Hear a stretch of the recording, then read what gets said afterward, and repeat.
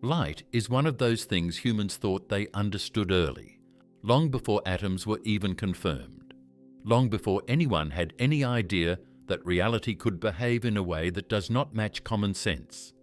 It was always there. It always behaved the same way in daily life, and because of that, people built very strong ideas about what it must be made of. The problem is that light never actually agreed with those early ideas. It just took time before anyone had the tools to notice the cracks. What we thought light was before photons. At first, light was not even treated as something physical in the way we think about it now. In very early Greek thinking, especially in the work of Euclid, there was a belief that vision worked because something came out of the eyes. In that model, the eye was not passive, it was active, sending out rays that touched objects and brought back information. This idea sounds strange now, but it made sense at the time because it matched how direct sight feels. When you look at something, it feels instant. Later, other thinkers began to question that model. If vision came from the eye, then why did it not work in the dark? And why did blocking light stop vision completely? Slowly, the idea shifted from the eye sending something out to something entering the eye instead. This change seems simple now, but at the time it was a major shift in how people thought about reality. Light started to be treated as something external, something that travels. Isaac Newton took this further and built one of the first serious physical models of light. He suggested that light was made of tiny particles. In his view, light was a stream of small, fast-moving objects. This matched many everyday observations. Light travels in straight lines. It reflects off mirrors like bouncing balls, and it casts sharp shadows. These behaviors feel very particle-like. Newton's idea was strong because it could explain these straight-line effects very well, and his influence made the particle idea of light dominant for a long time. But there was another side developing at the same time, and it was completely different. Christian Huygens proposed that light was not made of particles at all, but instead behaved like a wave. In his model, light spread out and moved like ripples on water. This idea could explain something that Newton's particle model struggled with, which is how light bends and spreads. Waves can overlap, spread, and interfere, while particles in straight lines cannot easily explain that behavior. At this point in history, there were two competing ideas, one saying light is particles, the other saying it is waves, and neither side had complete proof. For a while, Newton's view dominated because his authority in physics was extremely strong, and because particle ideas were easier to connect with simple mechanical thinking. But as experiments improved, especially in the 1800s, the wave idea started to gain more support. One of the most important moments in this shift came from Thomas Young in 1801.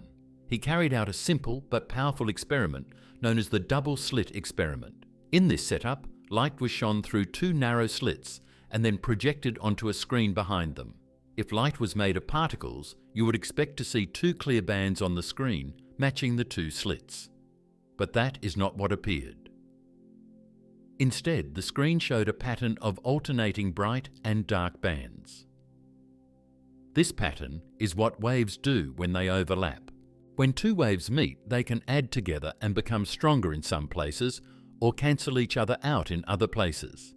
That is what creates the pattern of bright and dark stripes. This result was very difficult to explain using particles, but it matched wave behavior perfectly.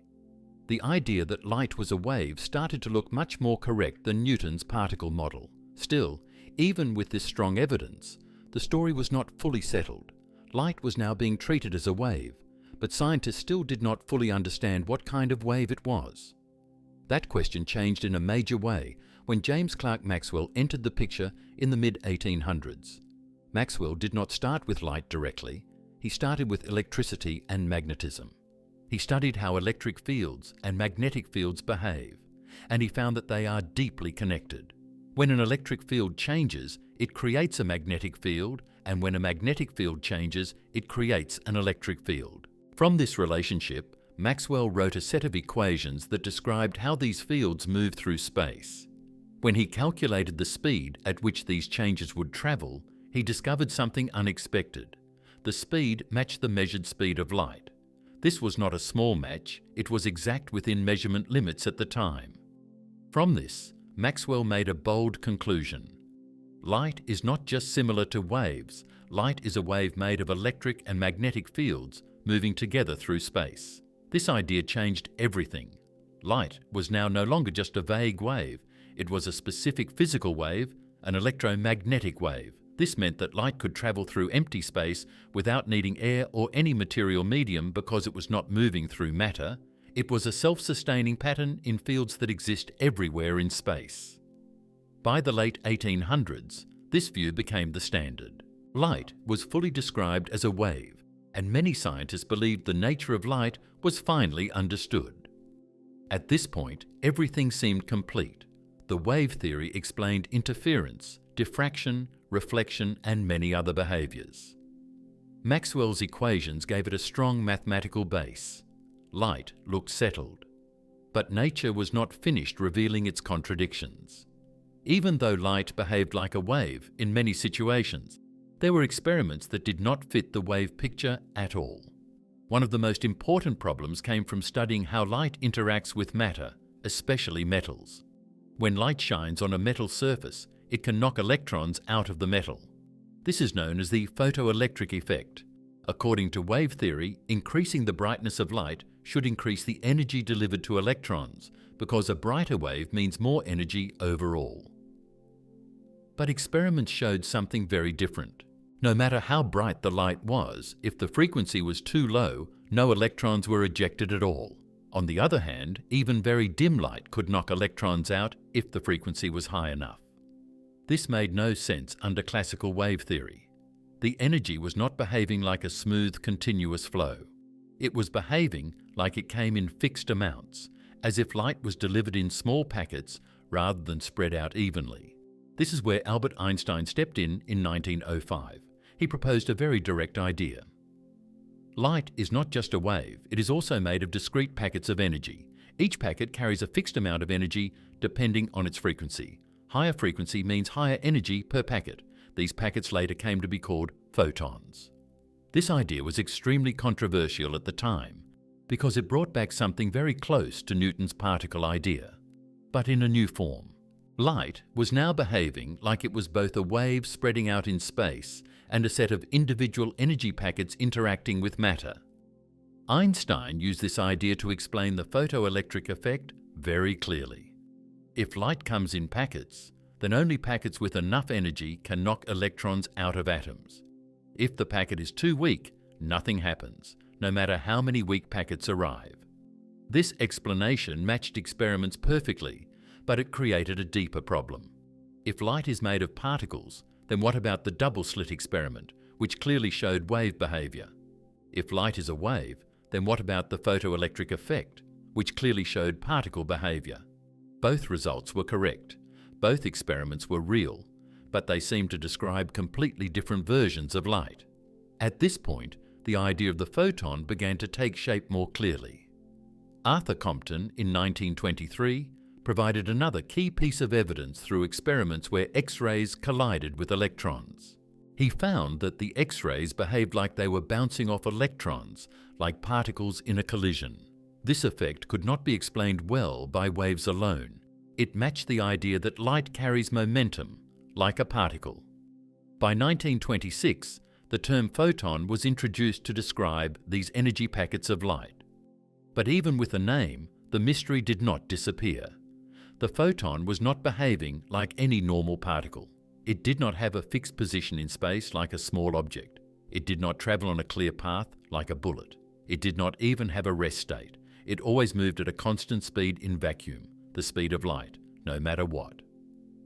What made things even more confusing was that photons still showed wave-like behavior in experiments where they were sent one at a time. Even when photons were fired individually through a double-slit setup, the final pattern still built up over time into the same interference pattern that waves produce. This meant that each photon somehow contributed to a pattern that looked like it passed through both slits, even though only one photon was present at a time. This is where the simple idea of light completely breaks down. The photon cannot be described as just a tiny object moving through space, because it behaves like it is spread out. At the same time, it cannot be described as just a wave in the normal sense, because it is always detected as a single event at a single point when it interacts with matter. To deal with this, modern physics does not describe photons as small balls or simple waves. Instead, it describes them as excitations of something deeper called the electromagnetic field. Space is not empty in this view. It is filled with fields, and the photon is a disturbance in that field that carries energy from one interaction to another. It is not a thing moving through space in the usual sense. It is what happens when the field transfers energy in discrete amounts. Even this description, while accurate, does not make the behavior feel less strange. The photon always appears as a single event when detected, but behaves like a spread-out probability pattern before detection. It interacts with matter in fixed energy steps, but it travels in ways that produce wave-like patterns when many events are combined. Every experiment confirms these behaviors, but none of them fit into a simple everyday picture. By the time all of these discoveries were combined, light had moved through completely different identities. It started as something linked to vision, became a stream of particles, then a wave, then an electromagnetic field, and finally a set of quantum field excitations. Each stage explained more data than the previous one, but each stage also introduced new contradictions that forced the next change. Even with all of this progress, photons still resist a simple physical picture that matches everyday objects. They can be counted one by one, they carry energy in fixed amounts, they interfere with themselves in experiments, and they always move at the same speed through vacuum. All of these properties are experimentally confirmed, but they do not combine into a single intuitive object like anything in daily experience.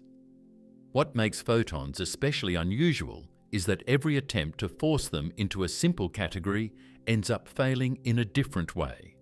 If treated as particles, they behave like waves. If treated as waves, they produce discrete detection events like particles. If treated as both, they still do not behave like anything classical at all, because they do not exist in space in the same way ordinary objects do.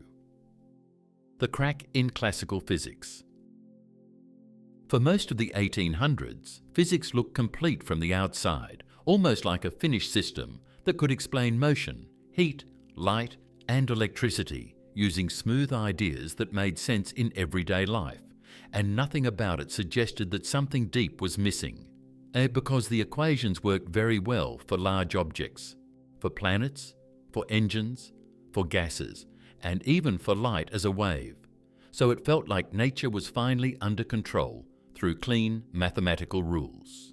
But there was a problem hiding inside heat itself, and it showed up when scientists tried to understand something very basic, which is how hot objects give off light and radiation, because anything that is heated, whether it is metal, stone, or gas, starts to glow at high temperature, and the color of that glow changes as the temperature rises, starting from dull red, moving to white, and then to blue-white at very high heat.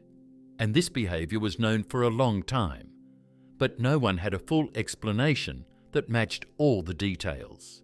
To study this properly, physicists created a simplified model called a blackbody, which is not a real object in nature, but a useful idea where an object absorbs all light that hits it and then emits radiation based only on its temperature.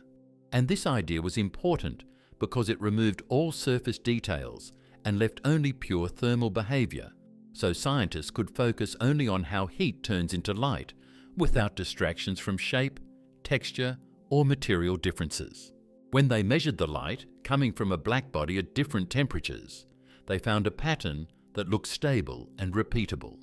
And classical physics tried to explain it using wave ideas and energy spread across all possible light frequencies. But something strange happened when they looked at high frequencies, especially in the ultraviolet range, because the equations predicted that the energy should keep increasing without limit as frequency goes higher, meaning that a hot object should emit enormous amounts of ultraviolet light, even more than visible light, and even more as frequency increases further. This prediction was clearly wrong when compared to real experiments, Because real hot objects do not explode in ultraviolet radiation. They do not release infinite energy, and instead their radiation curve rises, reaches a peak, and then drops off at high frequencies, which means nature was clearly not following the classical prediction, and this mismatch became known as the ultraviolet catastrophe, a name that reflects how badly the theory failed, not because anything catastrophic actually happened in nature, but because the mathematics broke down completely. This failure was not a small correction or a minor error in calculation. It was a deep breakdown in the way classical physics was treating energy, because the equations assumed that energy could be divided into infinitely small parts and spread smoothly across all frequencies, but the real world was refusing to behave that way. And this meant that something in the basic assumptions of physics was wrong. At this point, physicists were stuck, because everything else in classical theory worked so well that no one expected a total change, and yet this one problem could not be fixed by small adjustments, so different scientists tried different approaches, and one of the key figures who entered this problem was Max Planck in 1900, who was studying the same blackbody radiation curves and trying to find a mathematical formula that matched the real data without causing the ultraviolet catastrophe. Planck did something that was not common at the time, because instead of starting from physical ideas, he focused on fitting the experimental curve directly, and through careful mathematical work, he discovered that the only way to match the observed radiation pattern was to assume that energy is not exchanged in a smooth, continuous flow, but instead comes in fixed steps, like small chunks that cannot be divided further when interacting with matter. This idea was extremely unusual, because classical physics was built on the assumption that energy is continuous, meaning it can take any value and change smoothly.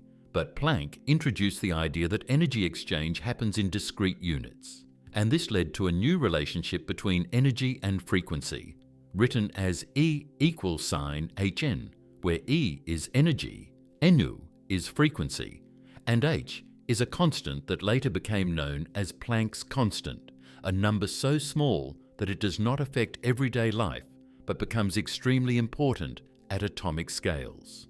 What made this moment even more interesting is that Planck himself did not believe that this idea reflected reality in a physical sense, because he saw it mainly as a mathematical trick to make the equations match the data, not as a description of how nature actually works.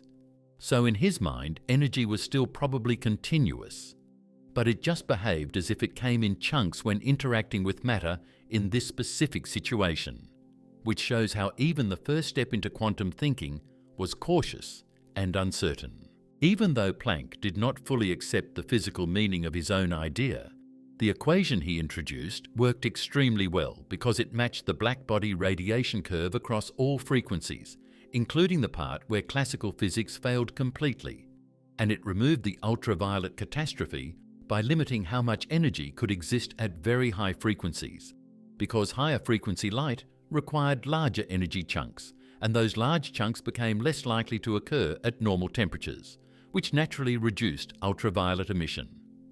This was the first time physics had to accept that energy behavior might not be smooth at the smaller scales, and even though it was not yet clear what this meant for light, atoms, or matter, it showed that classical physics was not complete because there were real situations where its basic assumptions stopped working entirely.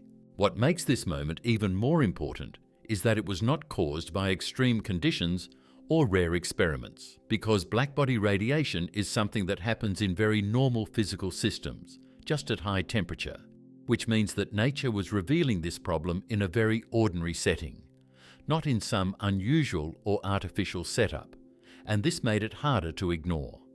As scientists studied this more closely, they began to realize that this idea of energy coming in fixed amounts might not be limited to heat radiation alone.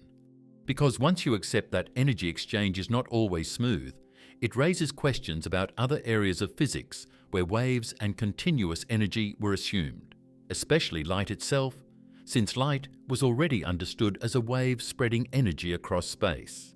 And yet, here was a situation where energy seemed to come in fixed packets rather than smooth waves. The tension between continuous waves and discrete energy steps became more visible as experiments improved, because the same physical systems that followed wave behavior in one setting were showing particle-like behavior in another. And this was no longer something that could be explained by measurement error or experimental noise, since the results were consistent, repeatable, and precise. At this stage, classical physics was still being used for most calculations, but there was now a clear gap between theory and reality at small scales, and this gap was not going away. It was only becoming more obvious as more precise instruments were built and more careful measurements were made of how energy behaves when it interacts with matter at very small levels. The idea introduced by Planck became the first real sign that something deeper was happening underneath classical physics, because it suggested that at a fundamental level, nature might not allow energy to vary smoothly, and instead might only allow certain fixed amounts of energy to be exchanged in specific situations, which completely changes how radiation, light, and matter interactions need to be understood. Even though this idea started as a mathematical fix for one specific problem, it opened the door to a completely new way of thinking about physics at small scales, where energy, light, and matter do not behave like smooth continuous systems anymore, but instead follow rules that only become visible when you look at the tiniest levels of nature, where classical ideas begin to fail. And this failure did not stay isolated, because once this crack appeared in the blackbody radiation problem, it began to connect to other problems in physics that were already known but not fully solved, and it became clear that this was not just a single correction to a single equation, but the beginning of a deeper shift in how physical reality was being described at its most basic level. Einstein's breakthrough, the photoelectric effect, 1905. There was a moment in physics where things that looked simple on the surface started to break in a way that no amount of adjustment could fix. And it happened when scientists tried to understand how light interacts with metal. Because metals do something very specific when light hits them, they can release tiny charged particles called electrons. And this effect was known and measured carefully long before anyone understood what was driving it. At first, scientists thought this should be easy to explain using the wave idea of light, because by the late 1800s, light was already described as a wave spreading energy across space, and waves behave in a smooth way, meaning that if you increase the brightness of light, you are increasing the energy in that wave, and it seemed logical that more energy should always produce a stronger effect on electrons inside metal. So if you shine brighter light on a metal surface, electrons should be knocked out more easily and with more energy. But when experiments were done carefully, that is not what happened, and this is where the problem began to get serious, because scientists found that electrons are only released from metal under very specific conditions, and those conditions depend not on how bright the light is, but on its frequency, meaning its color or how fast it oscillates. What they observed was very clear and very consistent, because if the light frequency was below a certain threshold, no electrons came out at all, no matter how strong or bright the light was made. Even if the intensity was increased a lot, nothing happened. But if the frequency was above that threshold, electrons were released instantly, even if the light was very weak or dim. And this behavior did not match wave theory in any simple way. This created a serious problem for classical physics, because according to wave theory, energy is carried continuously, so increasing brightness should increase energy transfer gradually, and there should be no strict cut-off point where nothing happens below a certain frequency.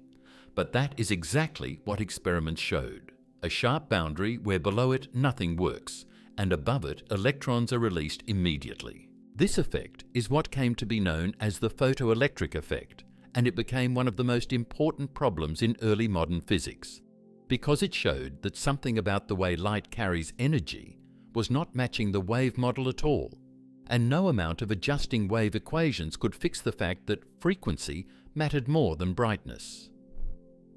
To understand why this was such a big issue, it helps to think about what scientists expected at the time, because in the wave picture, light energy is spread across the wave continuously.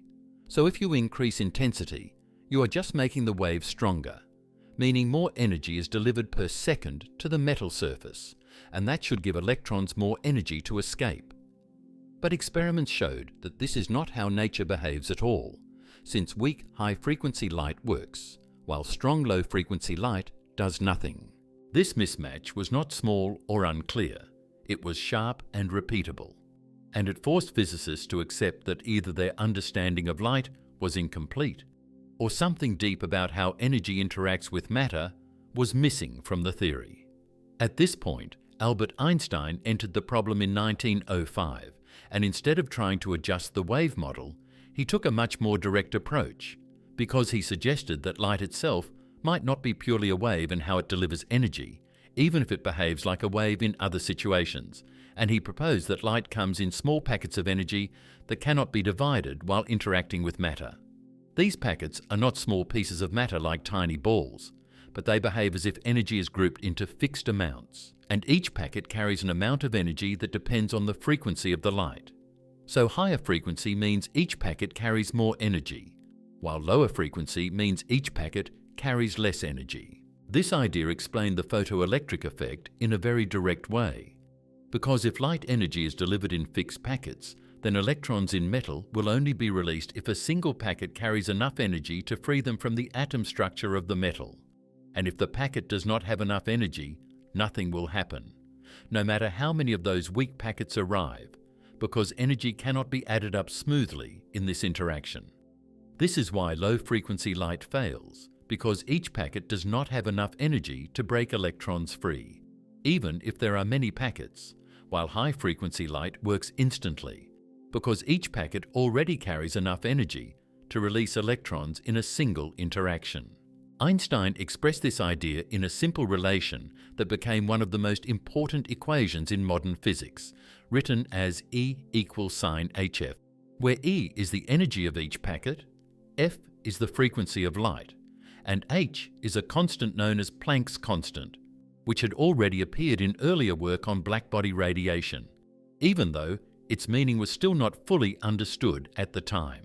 What makes this moment so important is that Einstein did not just adjust a formula, he changed the way light itself was being described in terms of energy transfer.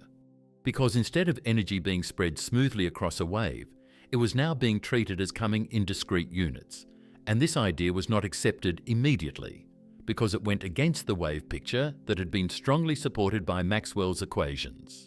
It is important to understand that Einstein did not say light is only a particle in the way people imagine small solid objects. He introduced a deeper idea that light behaves as if energy is localized in packets when interacting with matter, even if it spreads like a wave in space, which means the behavior of light depends on how it is measured and what kind of interaction is happening.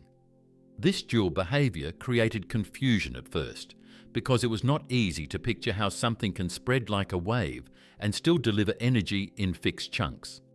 But the experimental results were too clear to ignore, and the photoelectric effect was one of the strongest pieces of evidence that classical wave theory alone was not enough. Over time, more experiments confirmed Einstein's idea, because scientists saw that the energy of emitted electrons depends directly on frequency and not on intensity, which means that brightness only affects how many electrons are released, not how much energy each electron receives.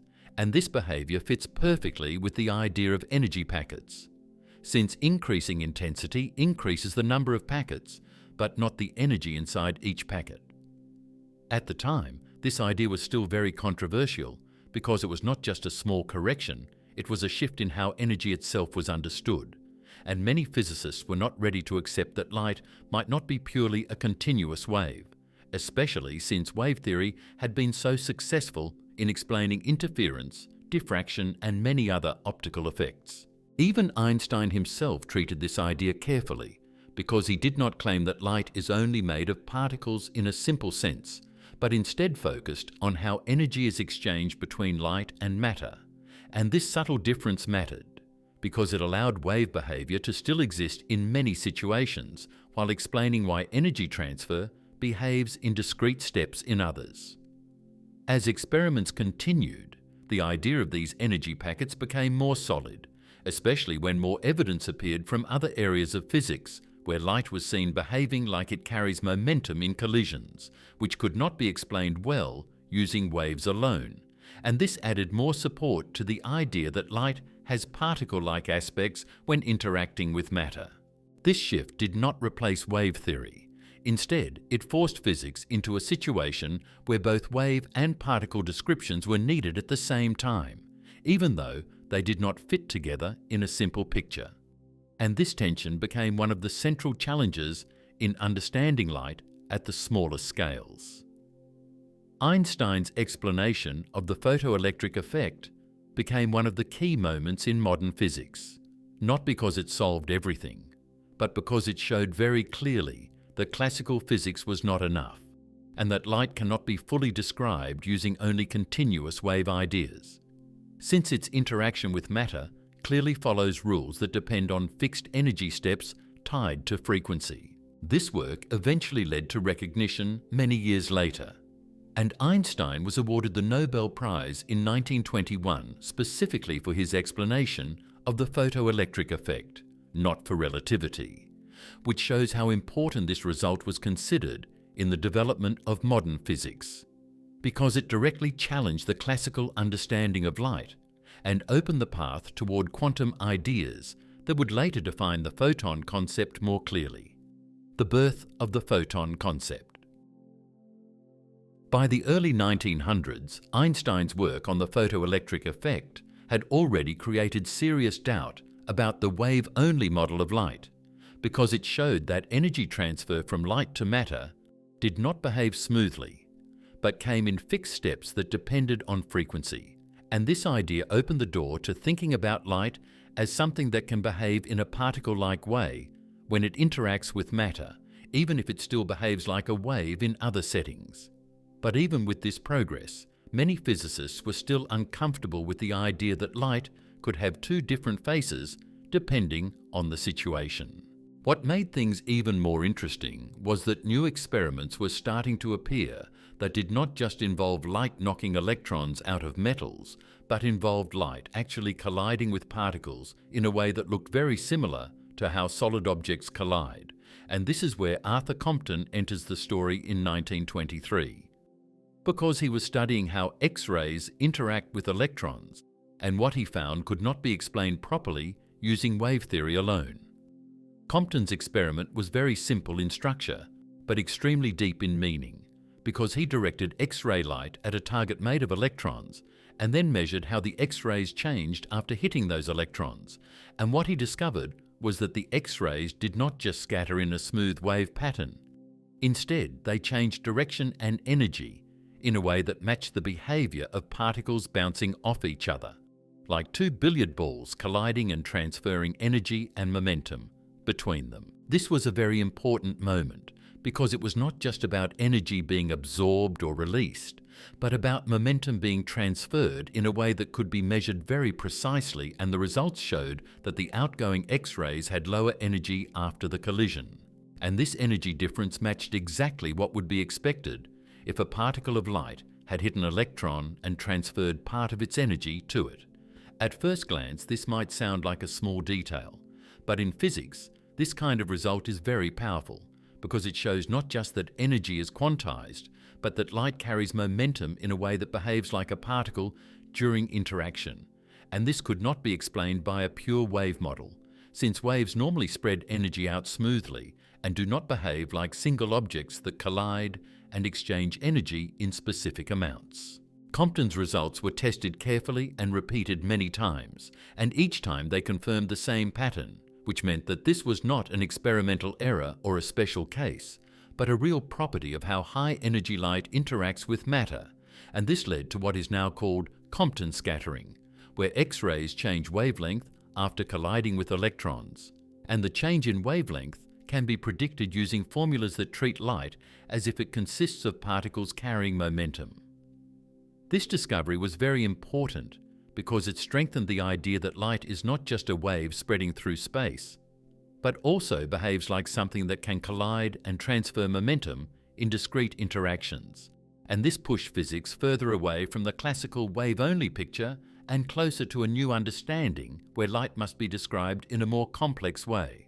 Around this time, the term photon was introduced to give a name to these energy packets of light, and although the idea had already been used in different forms by Einstein and others, it was Gilbert N. Lewis in 1926 who suggested the name photon, which helped scientists talk about these energy units more clearly, without always referring to long explanations about wave-particle behavior. The introduction of the word photon did not solve the confusion about light, but it made it easier to describe the strange behavior that was already being observed in experiments, because now scientists could talk about photons as the basic units of light energy when it interacts with matter, even though they still had to accept that these photons did not behave like normal particles in many situations.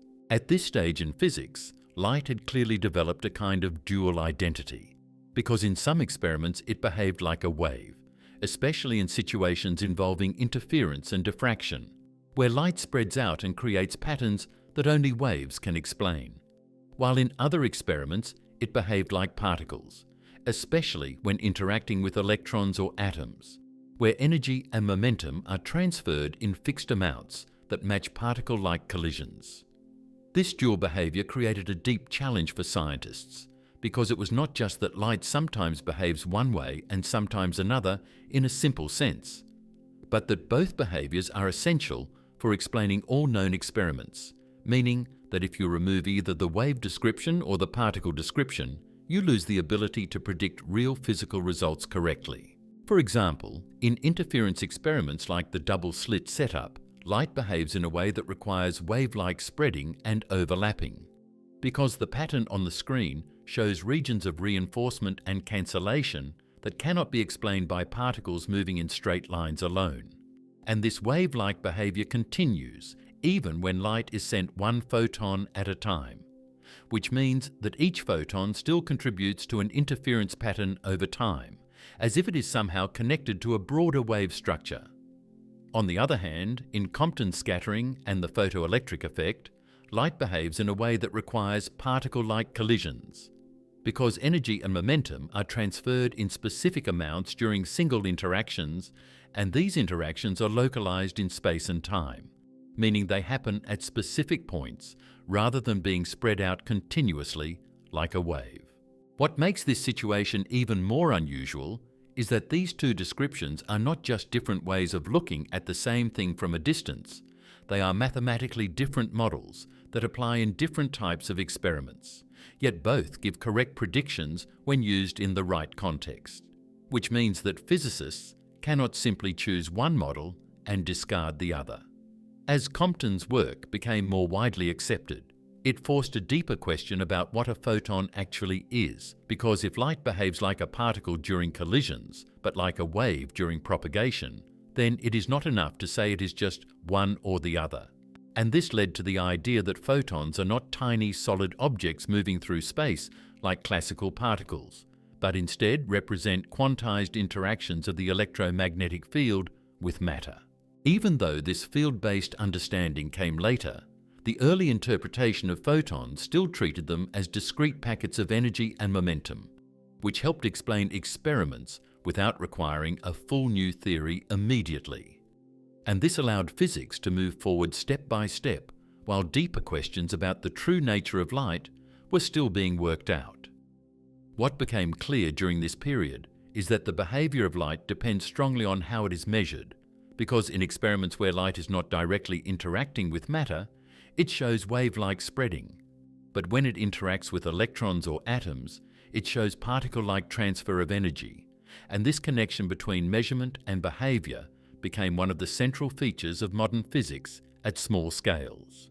As more experiments were done, the photon concept became more useful, especially in describing how light interacts with matter at very small levels, such as in atoms, where electrons move between energy levels by absorbing or emitting photons, and each of these transitions involves a fixed amount of energy that matches the frequency of the light involved, which connects directly back to earlier ideas introduced by Planck and Einstein. This created a consistent picture across different areas of physics, where blackbody radiation showed energy comes in fixed steps, the photoelectric effect showed light transfers energy in packets based on frequency, and Compton scattering showed light carries momentum like a particle during collisions, and all of these results pointed toward the same idea that energy exchange at small scales is not continuous but quantized. Even with all this progress, the photon still did not fit into everyday intuition. Because it does not behave like a small object with a fixed shape or path, it does not slow down or speed up in vacuum, and it does not exist as a localized object before interaction in the same way that classical particles do. Which means that the photon concept is really a way of describing how light interacts with matter rather than a simple object moving through space. The experiment that refuses to make sense even today. There is one experiment in all of physics that keeps coming back no matter how many times it is explained, repeated, or improved, because it sits at the center of everything strange about light, and it shows behavior that does not fit into normal ideas of objects moving through space. And this experiment is the double-slit setup, which looks simple at first, almost too simple to carry such deep meaning. But what it reveals is one of the clearest signs that photons do not behave like anything in everyday life. To understand it properly, imagine a very controlled setup where light is not allowed to spread freely like it normally does. Instead, it is forced into a narrow stream so that scientists can study it one step at a time. And in the most careful versions of this experiment, they even reduce the light so much that only one photon at a time is sent through the system, meaning there is no crowd of light particles interfering with each other, just one single unit of light moving through space. The setup begins with a light source that is adjusted to emit photons one by one, and this is already important because it removes any possibility that the effect is caused by many photons interacting with each other. And after the light source, there is a barrier placed in the path of the light, and this barrier has two narrow openings, known as slits, which are very close together, and these slits are the only way for the photon to pass through and continue forward. Behind the barrier, there is a detection screen that records where the photon lands after passing through the slits, and this screen is sensitive enough to detect individual photon impacts. So each photon leaves a single mark when it arrives, and over time, as more photons are sent one after another, a pattern begins to form on the screen. And this pattern is where things start to become strange. If light were only made of classical particles, like tiny balls moving through space, you would expect a very simple result, because each particle would go through either the left slit or the right slit, and then continue in a straight line until it hits the screen. And over time, this would create two clear bands on the detection screen, matching the two slits, since particles would just pile up behind each opening. But that is not what happens at all, because instead of two bands, the screen slowly builds up a pattern of alternating bright and dark regions, and this pattern is not random.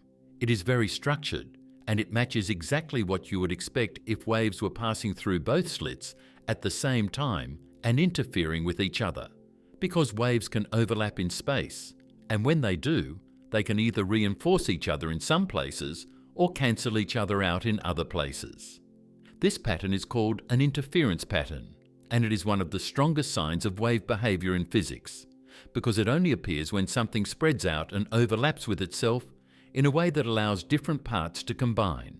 And in this case, light is clearly producing a wave-like pattern, even though the experiment is sending photons one at a time. This is where the first shock appears, because if only one photon is present at a time, there is nothing else for it to interfere with. So the only explanation that matches the result is that each individual photon somehow behaves in a way that allows it to create an interference pattern over time, as if it is not following a single simple path through one slit or the other.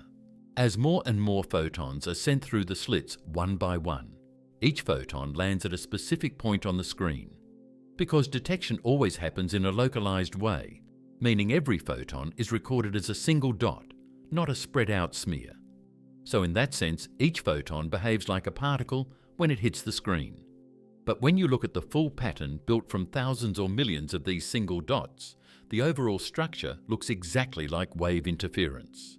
This creates a very unusual situation where individual events look like particles, but the overall pattern looks like waves, and both descriptions are necessary to explain what is happening.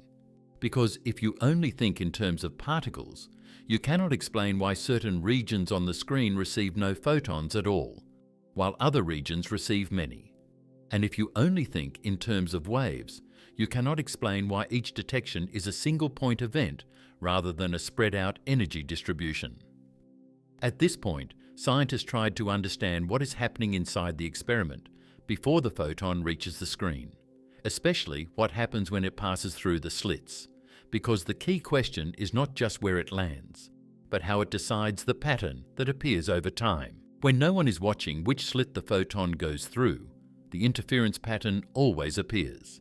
But if a measurement device is placed at the slits to detect which path the photon takes, the pattern completely changes, and instead of interference bands, the screen shows two simple clusters behind each slit, which is exactly what you would expect from classical particles. This change is extremely important because it shows that the behavior of the photon depends on whether or not its path is being measured. And this is not about human observation in a conscious sense, but about physical interaction. Because the measurement device interacts with the photon in a way that forces it into a definite path. And this interaction changes the final result completely. When no measurement is made at the slits, the photon behaves in a way that produces interference, as if it is not committed to one path or the other in a simple way. But when measurement is made, that possibility is removed, and the photon behaves like it has taken one specific path, which removes the interference pattern entirely. This is one of the key reasons why the double-slit experiment is so important, because it shows that the same physical system can produce two completely different results, depending on what kind of information is extracted during the experiment. And this is not something that can be explained by classical physics, where objects are expected to have definite paths and behaviors regardless of measurement. In repeated versions of this experiment, even when photons are sent one at a time with long gaps between them, the interference pattern still builds up over time, when no path information is recorded, which means that each photon somehow contributes to a larger pattern that cannot be explained by thinking of photons as independent particles moving along fixed routes. As scientists studied this more carefully, they realized that the photon cannot be described as simply going through slit A or slit B in the classical sense when no measurement is made, because if that were the case, there would be no interference pattern. So the only way to match the results is to accept that the photon behaves in a way that is spread out across both possibilities until a measurement forces a single outcome. This does not mean the photon splits into smaller pieces in a physical sense, because no evidence of splitting is ever observed at detection, since every photon always arrives as a single, localized event. But before that detection happens, the behavior is not consistent with a single, classical path. When measurement is introduced at the slits, detectors interact with the photon in a way that extracts information about its path, and this interaction changes the final outcome, which means that the act of measuring is not passive, but physically affects the system in a way that removes the conditions needed for interference to form.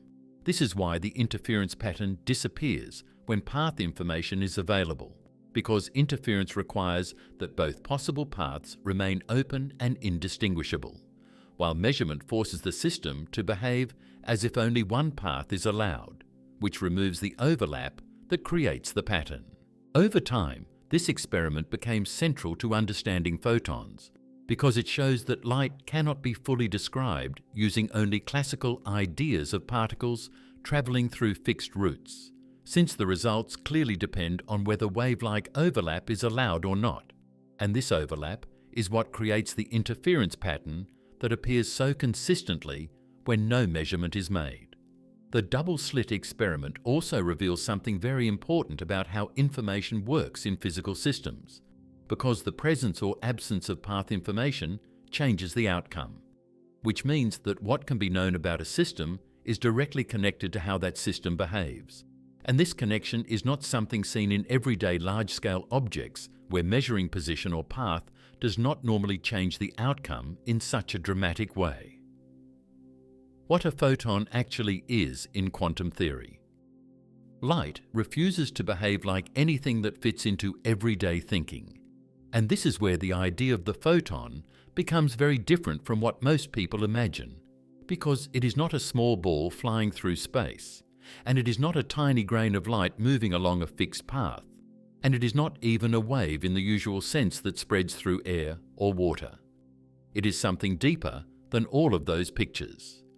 And to understand it properly, you have to stop thinking in terms of objects and start thinking in terms of fields that fill space everywhere. Before this idea became clear, people tried to explain light using images that made sense in daily life, because everything around us looks like objects moving through space: cars, stones, dust, water drops. All of these have clear positions and paths, so it was natural to think that light must also be some kind of object or wave moving through space in a similar way. But experiments kept showing that light does not follow these simple rules, especially when it interacts with matter at very small scales, where it behaves in ways that cannot be explained by motion alone. This is where quantum theory changes the way light is described, because instead of treating light as something that travels through empty space like a moving object, it is described as an excitation of a field. And this idea is very important because it changes the basic starting point of how reality is viewed in physics. Since fields are not objects you can see or touch, but structures that exist everywhere in space, even when nothing visible is happening. The electromagnetic field is one of these structures, and it is not something added on top of space. It is considered to be part of space itself, meaning that every point in space has this field present even when there is no light visible. And this field can carry energy and change over time.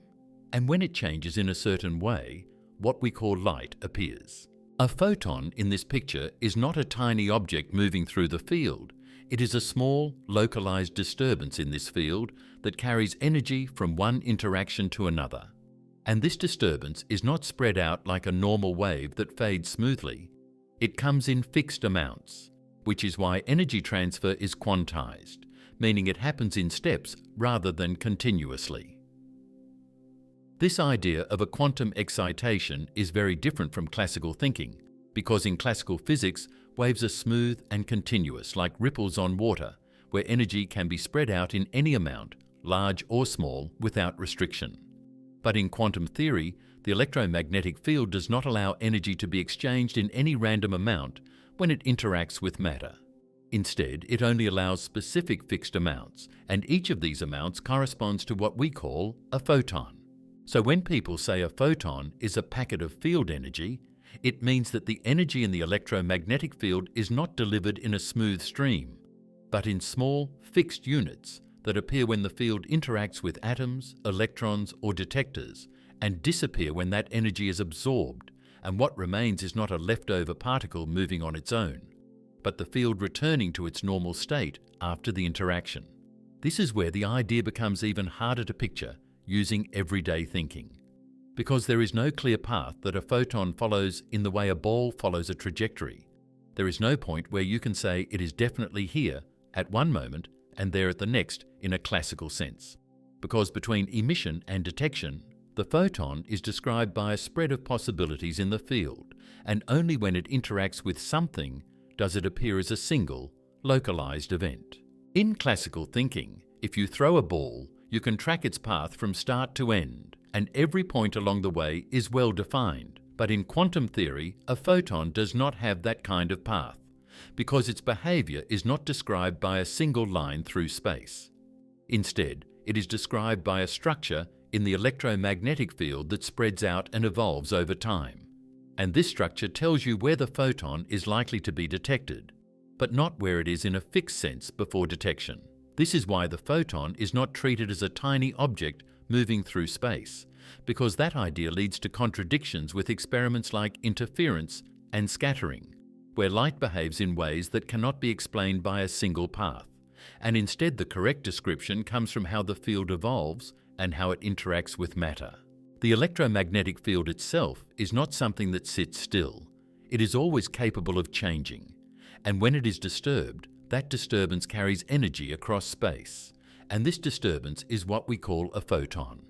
But unlike classical waves, this disturbance is not continuously divisible. It appears in discrete units when energy is exchanged.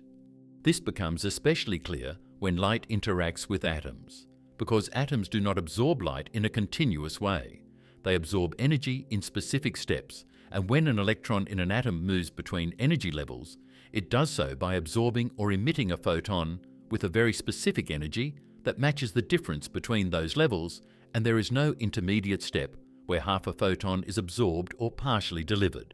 The interaction always happens in full units. This is one of the key reasons why the photon concept became necessary, because classical wave theory could not explain why atoms behave this way, since waves would normally allow continuous energy transfer. But real atoms only respond in fixed jumps, and this matches perfectly with the idea of quantized field excitations. Even though the photon is described as a packet of field energy, it is important to understand that this packet is not like a container holding energy in a fixed shape. It is not a small object with boundaries. It is more like a localized pattern in the field that carries energy in a way that only becomes real when it interacts with something else. And before that interaction, it is not meaningful to think of it as a classical object with a clear position. This is why there is no simple trajectory for a photon, because trajectory requires a sequence of definite positions over time, and photons do not behave that way in quantum theory. Instead, their behavior is described by probabilities that tell you where detection events are likely to occur when the field interacts with matter. When a photon is emitted, for example, from an atom dropping from a higher energy state to a lower one, the electromagnetic field is disturbed in a very specific way, and this disturbance spreads out through space, carrying energy and momentum, but not in a classical path.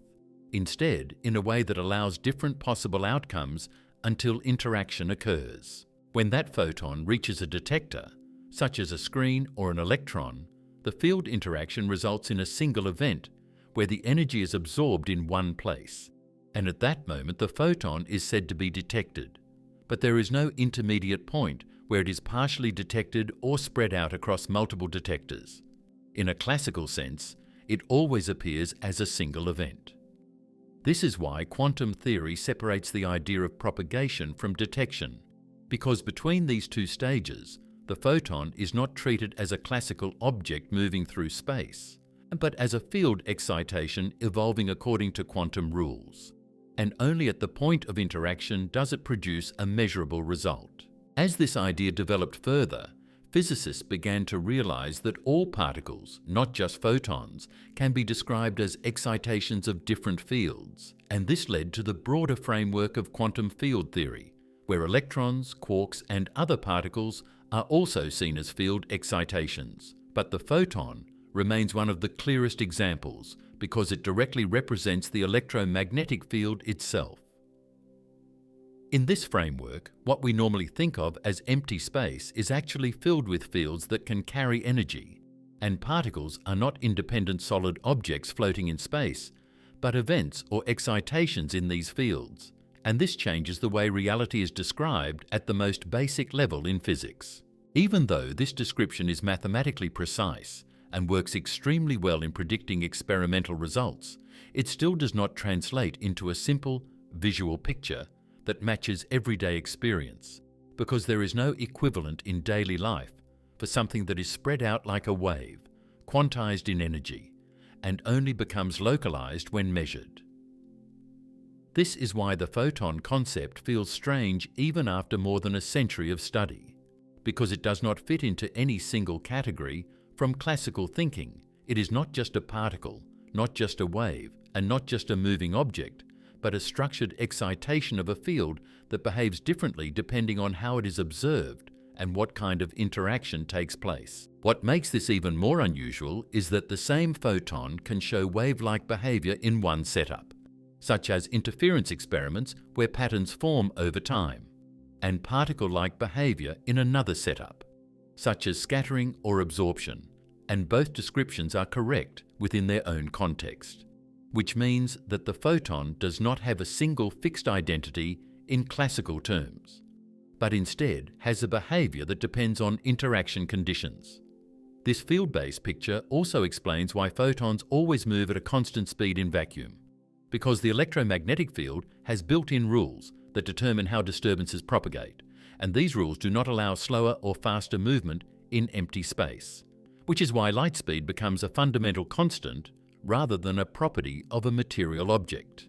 As this understanding became more accepted, it changed how physics describes not just light, but all fundamental particles, because the idea that particles are excitations of fields provides a unified way to explain why energy is quantized, why interactions happen in discrete events, and why particles behave differently depending on how they are measured or observed in experiments. Even though the photon is now a well-defined concept in quantum theory, it still resists simple interpretation because it does not exist as a permanent object traveling through space, but as a temporary excitation of a field that only becomes clearly defined when it interacts with matter. And between those interactions, it exists in a form that does not match classical intuition at all, which is why it continues to be one of the most unusual and important ideas in modern physics. Electromagnetic field, the real stage. Before photons make any sense at all, there is something deeper that has to be understood first, because photons do not exist in empty space as tiny objects moving from point A to point B in the way everyday things move. Instead, they exist inside something that fills all of space, and that something is the electromagnetic field, which is not visible, not solid, and not made of particles, but still present everywhere, even in places where there is no light, no heat, and nothing active happening. This idea changes the starting point completely, because in normal life, space feels empty unless something is inside it, like air, dust, light, or objects. But in modern physics, space is never truly empty, because it is always filled with fields, and the electromagnetic field is one of the most important of these, because it is the structure that makes light possible in the first place. And without it, there would be no photons, no radio waves, no visible light, and no way for electric and magnetic effects to travel through space.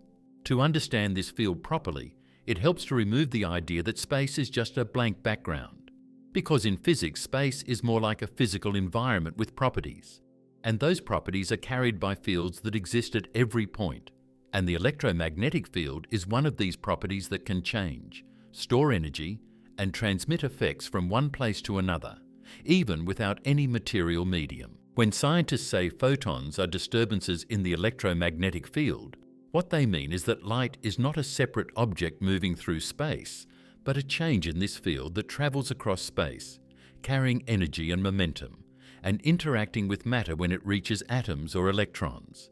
And this disturbance is what we detect as light, even though what is actually moving is not a small object, but a change in the field itself.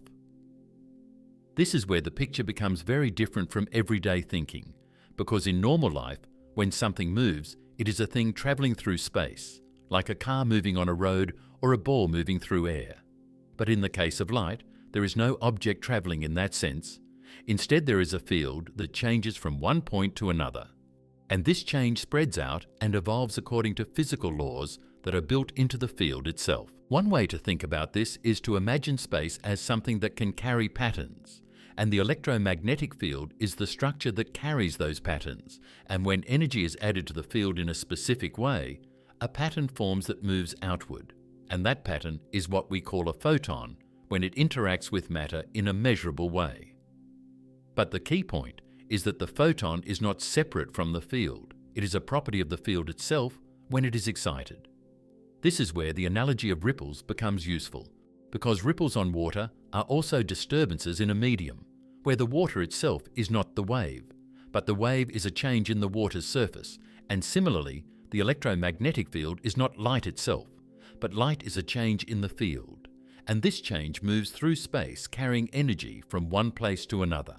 But even this ripple analogy is not enough on its own, because water waves are continuous, meaning they can carry any amount of energy smoothly, while photons are not continuous in that way, because energy transfer in the electromagnetic field happens in fixed amounts, which means that although the field itself is continuous, the way it exchanges energy with matter is quantized, And this is where the idea of like ripples but quantized becomes important. In a normal wave, like water or sound, you can make the wave stronger or weaker in a smooth way. But in the electromagnetic field, when energy is transferred to matter, it does not happen in infinitely small steps. Instead, it happens in fixed packets, and each packet corresponds to a photon, which means that even though the field can vary smoothly in space, the way it interacts with atoms is restricted to discrete energy exchanges. This is one of the most important differences between classical waves and electromagnetic waves in quantum physics, because it means that the field itself is not broken into particles, but the interaction between the field and matter happens in fixed units, and those units are what we observe as photons in experiments. The electromagnetic field is present everywhere, not just where light is visible, which means that even in a dark room with no visible light, the field is still there, waiting to be disturbed. And when a photon is emitted from a source, like an atom or a heated object, what actually happens is that energy is transferred into this field in a way that creates a propagating disturbance that moves outward through space. When this disturbance travels through space, it is not moving like a small object rolling along a path. Instead, it is the field changing at each point in space over time, and this change carries energy forward, and when it reaches matter, such as an electron in an atom, it can transfer that energy in a single step, causing the electron to move between energy levels or even leave the atom entirely depending on the energy involved. This is where the role of the field becomes very clear, because it governs how energy moves through space and how it interacts with matter. And without the electromagnetic field, there would be no mechanism for light to exist at all.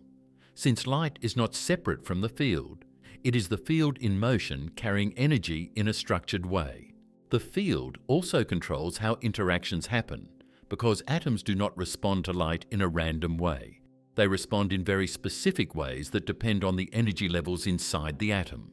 And the electromagnetic field determines how energy can be absorbed or emitted based on these allowed transitions, which is why only certain photon energies can be absorbed by certain materials. This is why different materials respond differently to light, because the structure of atoms and electrons inside them determines which energy steps are allowed, and the electromagnetic field provides the mechanism through which those energy steps are exchanged. So the field is not just a background, it is actively involved in every interaction between light and matter. When a photon is described as a packet of field energy, it means that the energy carried by a disturbance in the electromagnetic field is not spread out in a continuous way when it interacts with matter, but instead appears in discrete units, and each unit corresponds to a measurable event where energy is transferred from the field to matter or from matter back into the field.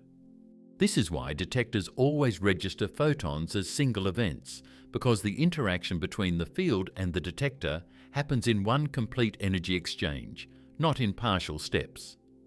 So even if the field disturbance is spread out in space before detection, the result of the interaction is always localized and discrete. The electromagnetic field also explains why light can travel through empty space, because there is no need for air or any material medium to carry it, since the field itself exists everywhere, and changes in the field can propagate on their own according to physical laws. Meaning that once a photon is created, it does not need anything to carry it forward except the field itself. This is very different from older ideas of waves that require a medium like sound needing air or water waves needing water. Because the electromagnetic field does not need an external medium, it is the medium itself in a fundamental sense, and space itself is the structure that supports the field. As the disturbance moves through the field, it carries both energy and momentum. And this is why photons can exert pressure when they hit matter, even though they have no rest mass. Because momentum is not limited to objects with mass in this framework, it is a property of the field, excitation itself. Even though the electromagnetic field is described mathematically with very precise equations, the physical meaning of it is still difficult to picture in everyday terms, because there is no direct object that represents it, and there is no simple visual equivalent that matches how it behaves across all situations, especially when quantum effects are included. At large scales, the field can look smooth and continuous, and light behaves like a wave spreading out in predictable ways. But at small scales, especially when interacting with atoms and electrons, the same field behaves in a way that produces discrete energy exchanges. And this combination of smooth propagation and discrete interaction is what leads to the photon concept. This is why photons cannot be separated from the field itself, because they are not independent objects. They are expressions of how the field behaves under certain conditions, and they only become clearly defined when the field interacts with matter in measurable ways, which is why they appear as single detection events, even though their underlying description is spread across space. The field also governs how energy moves through space over time, because disturbances in the field follow specific rules that determine how fast they travel, how they spread, and how they interact with other fields and matter. And these rules are what produce the constant speed of light in vacuum, which is not an arbitrary value, but a direct property of how the electromagnetic field exists in space, how photons are created. There is a moment in physics where light stops being something abstract and becomes something very real and very physical, because photons are not just ideas or descriptions of brightness. They are actual events that happen when energy moves between matter and the electromagnetic field, and the way they are created tells a lot about what they really are, because photons are never sitting around waiting to be used, and they are never stored like objects in a box. Instead, they are always produced at the exact moment energy changes form. And once that energy transfer is complete, the photon no longer exists as a separate thing. To understand this properly, it helps to start with atoms, because most photons that we see in everyday life, whether it is light from a bulb, sunlight, or glow from heated metal, all come from changes inside atoms, and inside every atom there are electrons that occupy specific energy levels. And these energy levels are not random or continuous. They are fixed states that electrons are allowed to occupy, almost like steps on a ladder, where each step is a specific energy amount, and electrons cannot exist between these steps in normal conditions. When an electron gains energy, for example from heat or electrical current, it can jump from a lower energy level to a higher one. But this higher state is not stable. So after a short time, the electron drops back down to a lower energy level.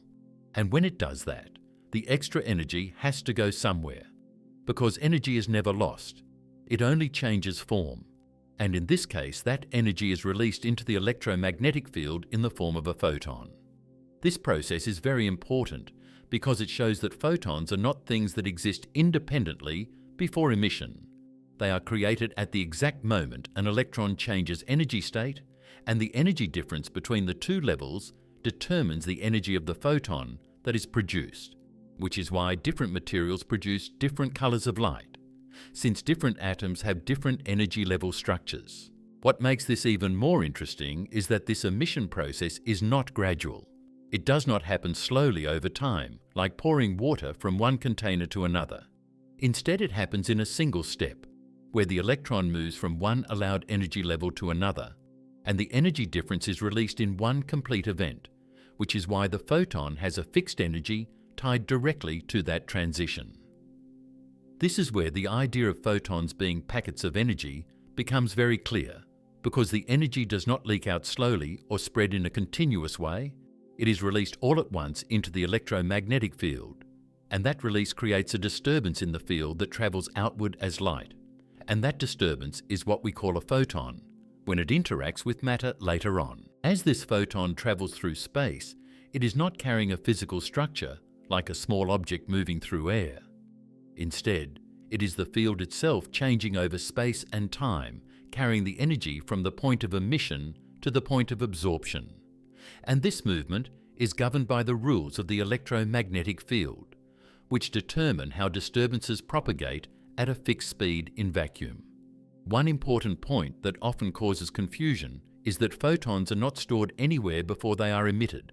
There is no hidden collection of photons inside atoms or materials waiting to be released. Instead, what exists is energy stored in electron states, nuclear states, or other physical systems. And when that energy changes form, a photon is created as part of that change, not as a pre-existing object being released. This is very different from how people usually imagine things like particles or objects, because in everyday life, objects can be stored, moved, and released. But photons do not work that way, since they only exist during energy transfer events. And before that, they are not separate entities. They are just potential energy stored in matter or fields. This becomes even clearer when looking at different types of photon creation, because electrons in atoms are not the only source of photons, and there are several physical processes in nature that produce photons in different energy ranges, and each of these processes follows the same basic rule, which is that energy change produces a photon, and the size of the energy change determines the properties of that photon. One of the most important examples beyond atomic transitions is nuclear processes, because inside the nucleus of an atom, there are even stronger energy changes compared to electron movements.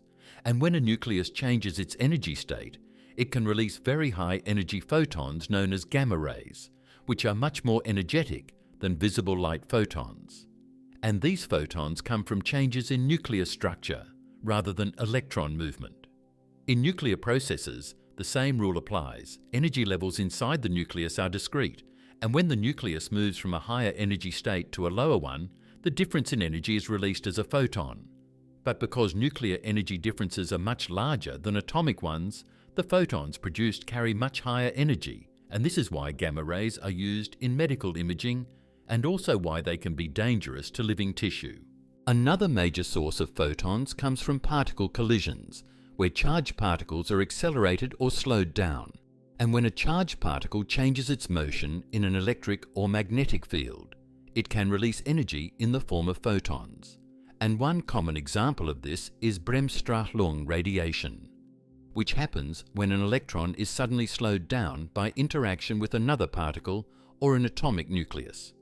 In Bremsstrahlung radiation, the electron does not simply stop in a smooth way. Instead, it changes direction or speed very quickly due to the electric forces acting on it. And this sudden change in motion causes energy to be released into the electromagnetic field as photons.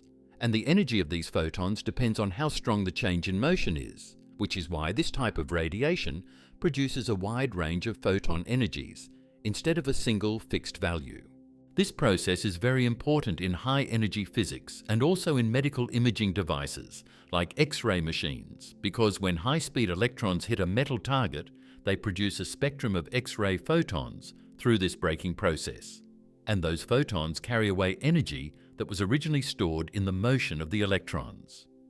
What connects all these different sources of photons is a single underlying principle, which is that photons are always created when energy changes form in a system, whether that system is an atom, a nucleus, or a moving charged particle. And in every case, the photon is not an independent object that existed beforehand, but the result of that energy change being transferred into the electromagnetic field. This is why photons are always emitted and never stored, because there is no physical container or reservoir where photons exist in a passive state. Instead, what exists is energy stored in matter or motion, and when that energy is released, it becomes a photon at that moment. And once that photon interacts with something else and transfers its energy, it no longer exists as a separate entity. This idea becomes clearer when thinking about detection, because when a photon is absorbed by a detector, such as an electron in a material or a sensor in a camera, the energy of the photon is transferred into the system, and the photon disappears in the process, because its energy has now become part of the absorbing material, and there is no leftover photon continuing on its path. So photons are not like small objects traveling from place to place. They are more like energy transfer events that connect one physical system to another through the electromagnetic field. And each photon represents a single, complete transfer of energy that begins with emission and ends with absorption. Even though this description is very different from everyday thinking, it matches all experimental results very precisely, because every time scientists measure photon emission or absorption, they always find that energy comes in fixed amounts, never in partial steps, and this supports the idea that photons are quantized events rather than continuous flows. As experiments became more precise, it became clear that photon creation is always linked to changes in physical systems that have discrete energy levels or sudden changes in motion, and there is no situation where a photon is gradually formed over time in a classical sense, because the electromagnetic field responds immediately to these changes by producing a propagating disturbance that carries the energy away. In atoms, this happens through electron transitions. In nuclei, it happens through nuclear transitions, and in high-energy particle interactions, it happens through sudden changes in motion. But in all cases, the result is the same. Energy leaves the system in the form of a photon that travels through space until it interacts with something else. What makes this even more unusual is that the same energy change can produce photons with very different behaviors depending on context, because in some situations photons appear as single sharp energy packets, while in others they form continuous spectra. But in every case they still follow the rule that energy is quantized during emission and absorption. As physicists studied these processes more deeply, they realized that photon creation is not a separate process from the electromagnetic field itself, but a natural outcome of how the field interacts with matter and energy. And this led to the broader understanding that photons are not independent objects, but expressions of field behavior during energy transitions. Even though the mathematics behind this is complex, the physical idea remains simple in structure, because every photon represents one complete transfer of energy from a physical system into the electromagnetic field. And this transfer always happens in a single step, never in parts, which is why photons are always counted as whole units in experiments. This understanding connects atomic physics, nuclear physics, and high-energy physics under one shared idea, because all of them involve systems where energy is stored in discrete forms. And when that energy changes, it is released as photons that carry information, energy, and momentum through the electromagnetic field until they are absorbed again in another interaction. How photons are detected. There is a very strange truth at the center of all modern light science, and it is that no one has ever directly seen a photon as a moving object in space, because photons are not things that travel like tiny visible bullets that you can track with your eyes or with a simple camera. Instead, what we call detection is always an event, a point where energy changes form, and that is the only moment when a photon becomes something measurable in the real world.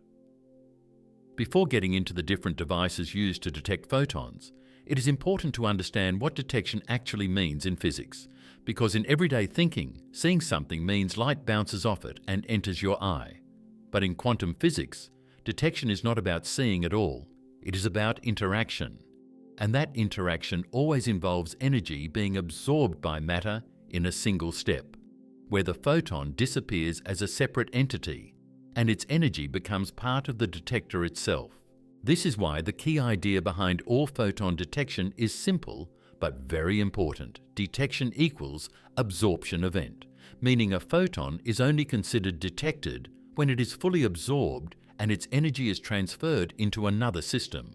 And there is no situation where a photon is partially detected or slowly recorded while still continuing its journey, because the act of detection always destroys the photon as an independent entity. To understand how this works in real technology, it helps to look at the photoelectric effect again, because this is one of the earliest and most important ways photons were indirectly detected and measured, even before modern electronics existed. And it all starts with materials like metals that contain electrons loosely bound to atoms, which can be released when they receive enough energy. In the photoelectric effect, when light shines on a metal surface, photons transfer their energy to electrons, and if that energy is above a certain threshold, the electrons are ejected from the metal, and this ejection is the measurable result of photon detection, because what scientists actually measure is the flow of electrons leaving the surface, not the photon itself moving through space.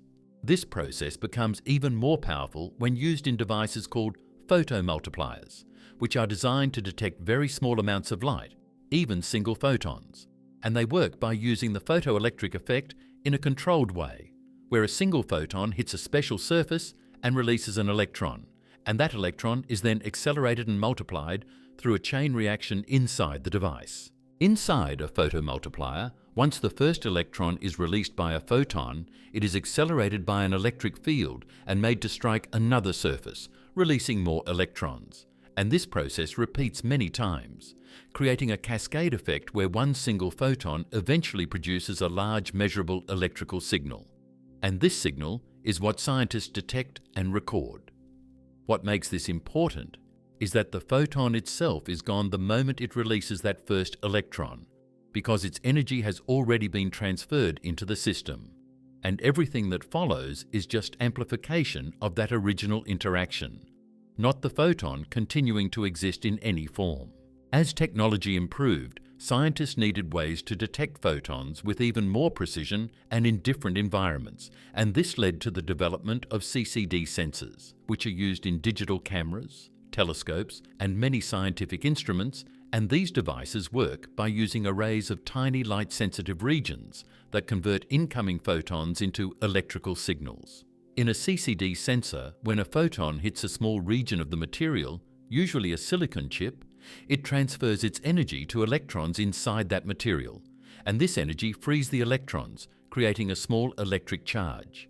And each photon typically creates a measurable change in charge, depending on its energy. And these charges are then collected and converted into digital information. What is important here is that each pixel in a CCD sensor is not seeing photons moving across the surface. Instead, it is recording the result of many individual absorption events where photons transfer their energy to electrons, and the number of electrons collected over time corresponds to the brightness of the light in that region. Even though images from cameras look smooth and continuous, they are actually built from millions of these tiny absorption events, where each photon contributes a small amount of energy to a specific location. And when all these events are combined, they form the final image that we see on screens. But underneath that image is a very discrete process where light is always being measured in individual energy transfers. This becomes even clearer in single photon detectors, which are devices designed to detect one photon at a time with extremely high sensitivity. And these detectors are used in advanced physics experiments, quantum communication systems, and very precise measurement setups where even a single photon matters. Single photon detectors work on similar principles to photomultipliers or semiconductor sensors, but they are optimized to respond to the smallest possible energy transfer. And when a photon is absorbed, it creates a measurable electrical signal that is clearly distinguishable from background noise, allowing scientists to know exactly when a single photon interaction has occurred. In these systems, there is no continuous stream of light being measured in a smooth way.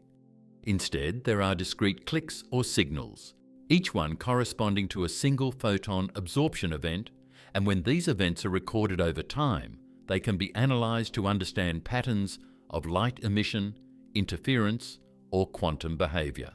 What makes this deeply important is that all photon detection methods, no matter how advanced or different they are, rely on the same fundamental process, which is absorption, because a photon is never observed directly in motion.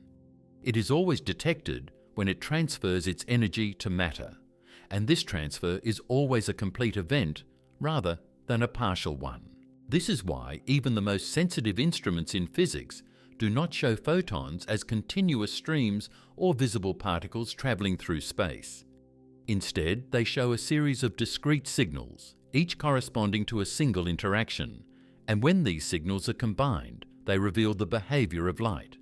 But the underlying process is always a collection of individual energy exchanges.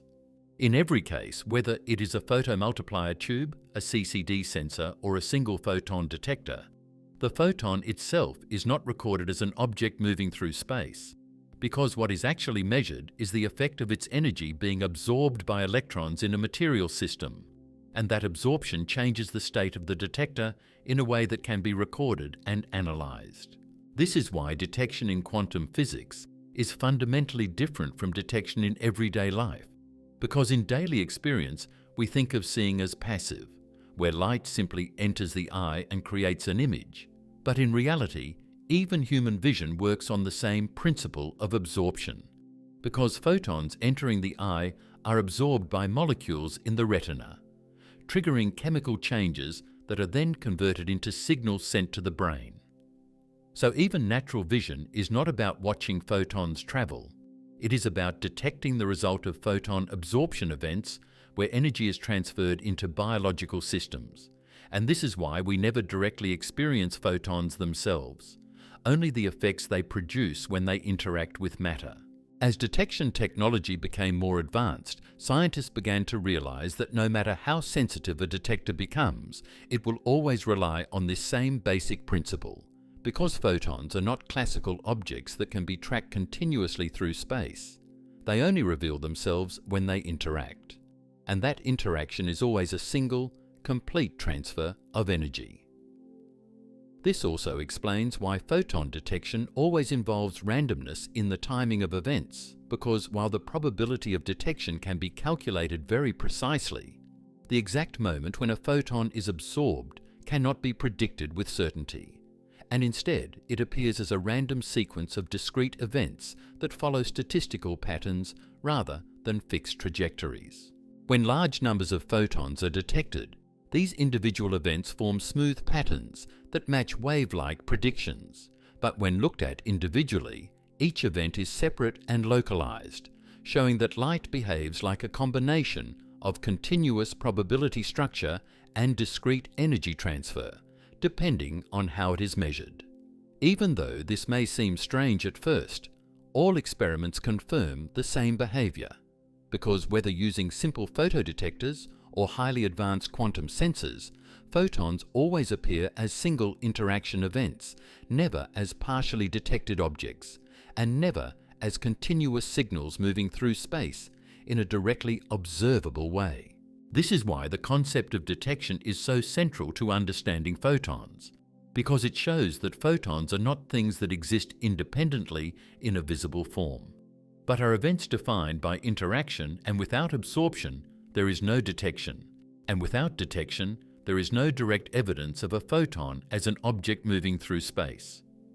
In every detection system, what is actually being measured is a change in a physical system caused by energy transfer from the electromagnetic field, and that change is what allows scientists to infer the presence and behavior of photons, even though the photon itself is never observed as a classical object at any point during its journey.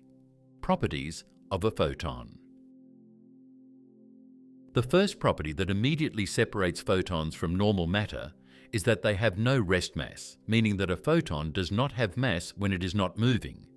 But even this statement needs to be handled carefully, because in the case of photons, there is no situation where they are not moving, since they always move at the speed of light in vacuum. So the idea of rest does not apply to them in the same way it applies to objects like electrons, atoms, or planets. In normal life, mass is something you associate with resistance to motion, because heavy objects are harder to push and lighter objects are easier to move. But photons do not behave like that at all, because they are never found sitting still or slowing down in empty space. Instead, they always move at the maximum possible speed allowed in the universe, and that speed is the speed of light, which is not just a number, but a fundamental property of how space and time are structured. This means that photons are always in motion when they exist as free entities in vacuum, and there is no way to bring them to rest or store them in a static state. Because the moment a photon is created, it immediately travels through space at that fixed speed until it interacts with something, and at that point its energy is absorbed, and it no longer exists as a separate entity. This constant motion is not because photons are being pushed or driven by some external force, but because the electromagnetic field itself allows disturbances to propagate only at a fixed speed, and that speed is built into the structure of space itself, which is why every photon, regardless of its energy, always travels at the same speed in vacuum. This leads directly into another important property, which is that photons carry energy, and that energy is not arbitrary or continuous, but depends directly on frequency, meaning that the higher the frequency of the photon, the more energy it carries, and the lower the frequency, the less energy it carries. And this relationship is very precise, and is given by the simple expression E equals sine hf, where E is energy, h is a constant, and f is frequency. This means that not all photons are the same in terms of energy, even though they all move at the same speed in vacuum, because a low-frequency photon, like one in radio waves, carries very little energy compared to a high-frequency photon like gamma rays, which carry extremely large amounts of energy in a single interaction. What is important here is that energy is not spread out continuously across photons in the way classical waves would suggest. Instead, each photon carries a fixed amount of energy determined by its frequency, and this energy cannot be split into smaller parts during emission or absorption, because interactions always happen in complete units, not partial ones. This is why increasing brightness in light does not increase the energy of individual photons, but instead increases the number of photons being emitted, while the energy per photon remains fixed based on frequency, which is a key idea that separates quantum behavior from classical wave behavior. Another important property of photons is that they carry momentum even though they have no rest mass. And this seems strange at first because in everyday thinking, momentum is always associated with moving objects that have mass, like cars or balls. But photons show that momentum can exist without mass in the classical sense, as long as energy is present and carried through space. The relationship between momentum and energy for a photon is given by Pe equals sine EC, where P is momentum, E is energy, and C is the speed of light. And this means that even though photons are massless, they can still exert force when they interact with matter, which is why light can push on surfaces, a phenomenon known as radiation pressure. This property becomes very important in both physics experiments and practical applications, because it shows that light is not just a passive form of energy, but something that can transfer momentum during interactions, which is why photons can cause measurable effects like moving small particles or influencing atomic transitions when they are absorbed or emitted. Another key property of photons is that they have a quantum property known as spin, which in the case of photons is equal to 1. And this does not mean that photons are literally spinning like tiny rotating objects, because spin in quantum physics is not the same as classical rotation. Instead, it is an intrinsic property that describes how photons behave under certain transformations and how they interact with fields and particles. This spin property is closely related to polarization, which describes the orientation of the electromagnetic field associated with the photon, and it determines how photons interact with materials, how they pass through filters, and how they behave in interference experiments, making it an essential part of understanding light behavior at the quantum level. Photons are classified as bosons, which is another important property, and this means that multiple photons can occupy the same quantum state without exclusion, unlike particles such as electrons, which follow different rules, and this property is what allows lasers to exist, because lasers rely on many photons being in the same state, moving in the same direction, and having the same frequency and phase. Because photons are bosons, they can build up large coherent states where many identical photons behave in a coordinated way, which is very different from particles that obey exclusion rules. And this property is what allows light to form highly structured beams, interference patterns, and other wave-like behaviors even when individual photons are involved. Even though photons are massless, always moving, and carry quantized energy and momentum, they still behave in ways that depend strongly on how they are measured or interacted with, because in some experiments they show wave-like spreading behavior, while in others they show particle-like collision behavior, and both descriptions are required depending on the type of interaction being studied. This is why photons cannot be fully described using only one classical idea, because their properties combine aspects of waves and particles in a way that depends on context, and their behavior is always consistent with experimental results even though it does not match everyday intuition about objects moving through space. Another important aspect of photon behavior is that they do not have a defined position in the classical sense when they are not interacting with matter, because instead of existing as localized objects traveling along fixed paths, they are described by probability distributions that indicate where they are likely to be detected when an interaction occurs. And this is very different from how classical objects are described. When a photon is detected, it always appears as a single localized event, meaning all of its energy is transferred to one specific interaction point, even if its prior description was spread across space. And this sudden localization is one of the key features that makes photon behavior so different from classical waves, where energy is normally distributed continuously. This combination of properties, massless behavior, constant speed, energy tied to frequency, momentum without mass, spin as an intrinsic quantum property, and bosonic nature allowing shared states all come together to define what a photon is in quantum theory.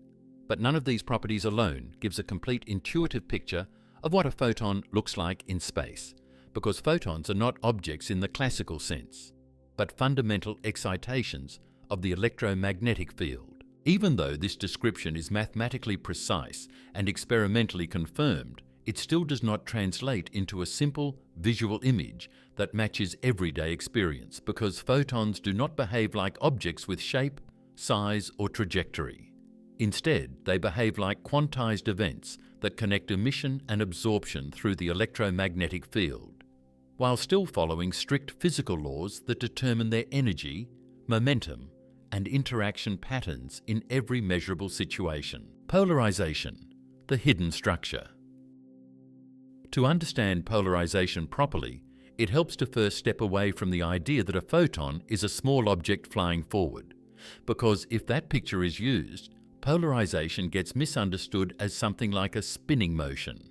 But that is not what is happening at all, since photons do not behave like little rotating balls, and there is no physical rotation happening in space. Instead, polarization is a description of how the electric field part of the electromagnetic field is oriented as the photon travels. When a photon moves through space, it is not just a simple point of energy moving in a straight line. It is a disturbance in the electromagnetic field, and this disturbance has direction and structure. And part of that structure is the way the electric field oscillates, and that oscillation can happen in different patterns. And those patterns are what we call polarization states. One of the simplest forms of polarization is called linear polarization, and in this case, the electric field oscillates in a single fixed direction as the photon travels forward, meaning that if the photon is moving forward through space, the field might be oscillating up and down, or left and right, but always in one consistent plane, and this gives the photon a kind of directional structure that can be measured and filtered. Even though this might sound like a simple detail, it has deep consequences in how light behaves when it passes through materials, because many substances respond differently depending on the polarization of the incoming photons, meaning that the same beam of light can behave differently depending on the orientation of its electric field, even if its energy and frequency remain the same. Another form of polarization is circular polarization, and this is where the structure becomes more complex, because instead of the electric field oscillating back and forth in a single line, it rotates in a circular pattern as the photon moves forward, creating a kind of spiraling pattern in the field. But again, this is not a physical rotation of a particle. It is the changing direction of the field at each point along the photon's path. Circular polarization can be thought of as a situation where the electric field continuously changes direction in a smooth cycle as the photon travels, and depending on how this rotation happens, it can be left-handed or right-handed, meaning the direction of this changing field pattern can have two distinct forms, and these two forms behave differently when interacting with certain materials and systems. There is also a more general form of polarization that combines different patterns. And in real physical situations, photons can exist in a mixture of polarization states depending on how they are created and how they interact with matter. And this means polarization is not always fixed, but can be influenced by the conditions under which the photon is produced or measured. What makes polarization especially important is that it is not just a theoretical detail. It is something that can be directly measured and used in real technology. Because when light passes through certain materials, such as polarizing filters, only photons with a certain polarization direction are allowed to pass through, while others are blocked or absorbed, which means polarization can be controlled and used to filter light in very precise ways. This is the same principle used in 3D movies, where two slightly different images are shown using light with different polarization states, and special glasses with polarizing filters ensure that each eye only receives one of the images, creating the illusion of depth, even though the images are actually being separated based on the polarization structure of the light rather than its color or brightness. In this case, polarization is not just a hidden property of photons, it becomes a practical tool that can be used to control what different observers see, because each polarization state can be separated and directed independently, even though all the photons are still moving through the same space at the same time. This shows that polarization is not a secondary feature of light. It is part of the fundamental structure of how photons behave, and it can be used to encode information in light beams, which becomes especially important in modern communication systems where light is used to carry data over long distances. In quantum cryptography, polarization plays an even more important role, because individual photons can be prepared in specific polarization states and then sent through a communication channel. And because of the rules of quantum physics, any attempt to measure or intercept these photons changes their polarization state in a detectable way, which allows the sender and receiver to know if the communication has been disturbed. This is not based on hidden signals or external detection systems, but directly on the way photons behave when their polarization is measured. Because measuring polarization is not a passive action, it is an interaction that affects the photon itself. And this interaction changes the outcome in a way that cannot be hidden or reversed without leaving evidence. This property makes polarization a key tool in secure communication systems because it allows information to be encoded in a way that is directly tied to the physical state of individual photons. And any interference with those photons changes their state in a way that can be detected later. What makes polarization even more interesting is that it is deeply connected to the quantum nature of photons themselves, because polarization states are part of the internal structure of the photon as it is described in quantum theory.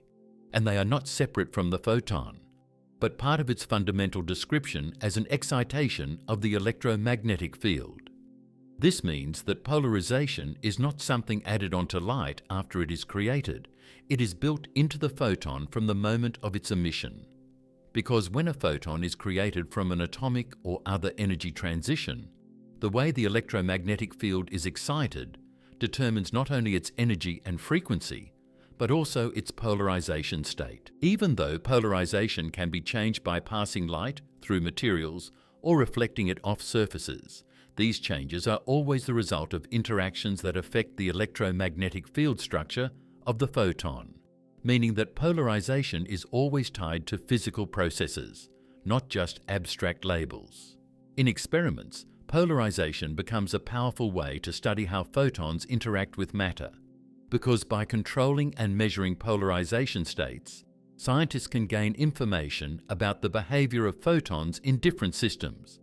And this helps reveal deeper details about the structure of light at the quantum level. For example, when photons pass through certain crystals, their polarization can be split into different paths depending on their internal structure, which allows scientists to separate and analyze different polarization components. And this kind of behavior cannot be explained by treating photons as simple particles without internal structure, because it requires understanding how the electromagnetic field behaves under different conditions. Another important point about polarization is that it does not reduce the speed of photons or change their energy directly. It only affects how the field oscillates as the photon moves, meaning that two photons with the same energy and frequency can still behave differently depending on their polarization state, which shows that photons have multiple layers of structure beyond just energy and momentum. Even though polarization might seem like a technical detail at first, it becomes one of the most important properties of photons in both experiments and technology, because it allows light to carry more information than just brightness or color, and it provides a way to control and manipulate light in very precise ways. This is why polarization is used in so many practical applications, from reducing glare in sunglasses to improving image quality in cameras, to enabling secure communication systems in quantum networks, because it gives a way to separate and control different components of light that would otherwise overlap in space. As scientists studied polarization more deeply, they realized that it is not an optional feature of light, but a necessary part of how the electromagnetic field is structured when it forms photons. And this means that any complete description of photons must include polarization as a fundamental property, not just an added detail.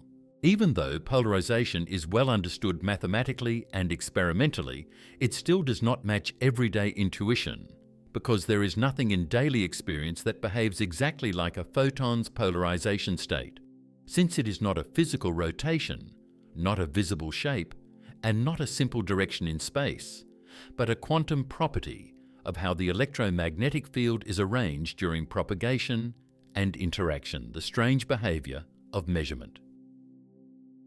Before measurement, a photon is not described as a single object sitting in one place or following one clear path. Instead, it is described as a probabilistic distribution spread across space, meaning the theory does not assign it a single definite position or trajectory, but instead gives a structure that tells where it might be detected if an interaction occurs. And this structure evolves smoothly over time according to quantum rules, even though no single outcome is fixed during that evolution. This probabilistic distribution is not just a lack of knowledge in the way classical physics sometimes treats uncertainty, because in classical physics, if you do not know where something is, it is still assumed to have a definite position somewhere, even if hidden. But in quantum physics, especially with photons, the description itself does not assign a single location until interaction happens, and instead the system is described as a spread of possible outcomes that all contribute to future detection probabilities. Then, the moment measurement happens, something very specific takes place, and the system changes from this spread of possibilities into a single, definite outcome, where the photon is detected at one location with its full energy transferred in one event. And this is what is often described in operational terms as wave function collapse, not meaning something physically collapses like a wave crashing, but meaning that the description of the system changes from a probability structure into a recorded result after interaction. This change is not triggered by human awareness or observation in any conscious sense, because the same result happens whether or not a human is present, and what matters is physical interaction.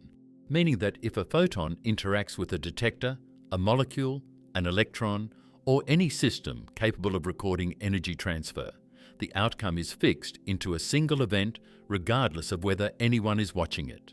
This is a very important distinction because it removes the idea that measurement depends on consciousness and instead places it fully inside physical processes, where interaction itself is enough to force a system into a single recorded outcome. And this is why detectors can be fully automated and still produce valid quantum measurement results without any human involvement. Once measurement occurs, the photon no longer exists as a spread-out probability structure because its energy has been absorbed, and what remains is a single recorded event in the detector. And this is why every photon detection is always a localized event, never a partial or distributed one, even if the underlying description before measurement covered a wide region of space. This transition from spread to single outcome is one of the central features of photon physics, because it shows that photons do not have fixed properties before interaction in the same way classical objects do. Instead, their properties become defined through the act of measurement, where interaction forces a single result from a range of possible outcomes. When detectors are placed in experiments like the double-slit setup, this process becomes very clear, because when no measurement is made at the slits, photons produce interference patterns over time, meaning the probability distribution includes contributions from multiple possible paths. But when measurement is introduced to determine which slit the photon passes through, the interference pattern disappears, and the result becomes a simple distribution consistent with classical paths. This change happens not because the photon decides to behave differently, but because the act of measurement destroys the conditions needed for the probability structure to remain coherent across multiple paths, since extracting path information requires interaction that changes the system in a way that removes interference effects. This is where entanglement becomes important, because photons are not only sensitive to measurement, they can also become linked to other quantum systems in a way that their states are shared across distance, meaning that two photons can be described by a single combined quantum state, even when they are far apart in space. And this shared state leads to correlations that cannot be explained by classical independent objects. In entanglement, measuring one photon immediately determines the statistical outcome of the other, not because information is physically traveling between them faster than light, but because the two photons are described as part of the same connected quantum system, where their properties are not independent before measurement, but only become individually defined when interaction occurs. This effect is used in quantum communication systems, where entangled photons are used to transmit information in a way that allows secure encryption, because any attempt to intercept or measure the photons disturbs their shared state, and this disturbance can be detected, making it possible to know if the communication channel has been compromised. In quantum key distribution, or QKD, photons are prepared in specific states and sent between two parties, and because of the way measurement affects entangled or quantum states, any interception changes the statistical structure of the photons, which reveals the presence of an eavesdropper without needing to directly observe the interception itself. At the same time, experiments involving photons continue to show even more unusual behavior when the timing of measurement is changed, especially in delayed choice experiments and quantum eraser experiments, where the decision to measure or erase information is made after the photon has already entered the experimental setup. Yet the final outcome still matches the measurement choice in a way that cannot be explained by assigning a fixed classical path to the photon in advance. In delayed choice experiments, photons appear to behave as if their past path is not fixed until measurement conditions are set. And in quantum eraser experiments, information about which path a photon took can be removed or restored after detection, and this changes whether interference patterns appear in the final statistical results, showing that the presence or absence of information plays a direct role in how outcomes are distributed. These experiments reinforce the idea that photons cannot be assigned a single classical path independent of measurement, because their behavior depends on the full experimental setup, including whether information is available or not. And this supports the view that photons are better described as evolving probability structures, rather than particles following fixed trajectories. Even though this sounds unusual compared to everyday experience, all experimental results consistently support this behavior, and no classical model that assigns fixed paths to photons can fully reproduce the observed outcomes without losing agreement with interference and entanglement results. In modern technology, photons are not just studied in experiments, they are used as essential tools in many systems, because lasers rely on coherent photon emission, where many photons are produced in the same quantum state, meaning they share the same frequency, direction, and phase structure, allowing light to become highly organized and intense in a controlled beam. Fiber optic communication systems rely on photons traveling through long distances with minimal loss, where information is encoded in light signals and transmitted through glass fibers, and the behavior of photons in these systems depends on how they interact with the material and how their quantum properties are preserved during transmission.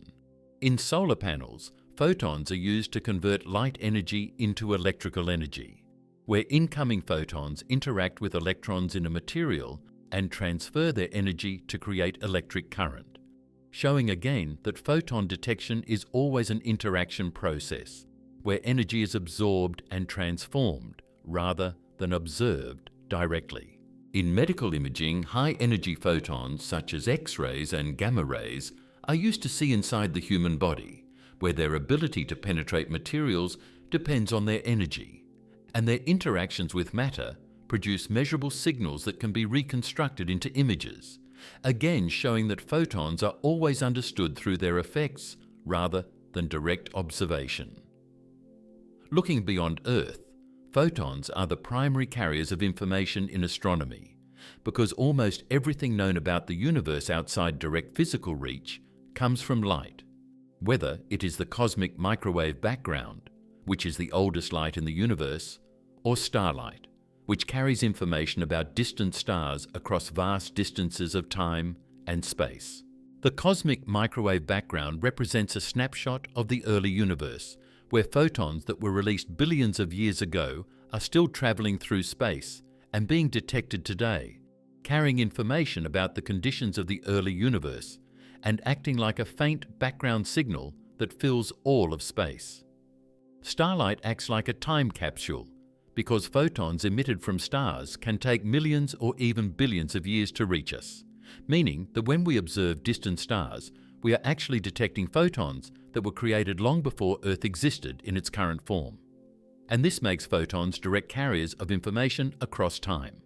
Gamma-ray bursts represent some of the most energetic photon events in the universe, produced by extreme cosmic events such as collapsing stars or neutron star collisions. And these photons carry extremely high energy and travel across vast distances, revealing information about violent processes occurring far away in space. Despite all this understanding and technological use, photons remain strange in several fundamental ways because no internal structure has ever been detected inside a photon, meaning it does not appear to have smaller parts or components, and all experiments so far treat it as a fundamental entity without substructure. Photons also have no rest frame, meaning there is no valid reference frame in which a photon can be considered at rest, since it always moves at the speed of light in vacuum. And this makes it fundamentally different from all massive particles, which always have a rest frame where they can be considered stationary. There is also no classical path that can be assigned to a photon in the absence of measurement, because its behavior is described by probability distributions rather than trajectories, and only interaction events define where it is detected, meaning that photons exist only through the outcomes of their interactions with matter and fields. Even with all the progress in quantum theory and experimental physics, there are still open questions about photons, especially in areas where quantum mechanics meets gravity, because it is not yet fully understood how photons behave in curved spacetime under extreme gravitational conditions, where both quantum effects and general relativity play a role at the same time. There are also deeper questions connected to information in black hole physics, where photons play a role in how information might be preserved or lost. And this connects to broader questions about how quantum information behaves in extreme conditions, which are still not fully resolved in modern physics. Another open question is whether photons are truly fundamental particles, or whether they could emerge from deeper underlying structures that are not yet discovered, meaning that what we call photons today might be effective descriptions of something more basic, although no experimental evidence currently shows any internal structure. When all of these ideas are brought together, photons can be seen as part of a larger picture, where light is not just something that illuminates objects, but the main way the universe carries information across space and time.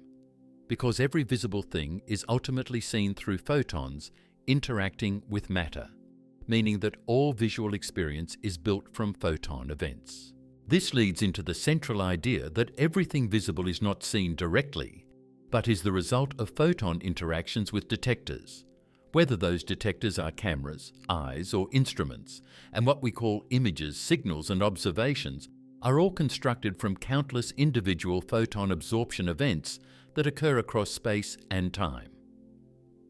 This is where the dual nature of photons becomes very clear, because on one side there is the wave description, where photons are described as field propagation and probability structures spreading through space, and on the other side there is the particle description, where photons appear as discrete interaction events transferring energy in single steps, and both descriptions are required depending on what part of the process is being studied.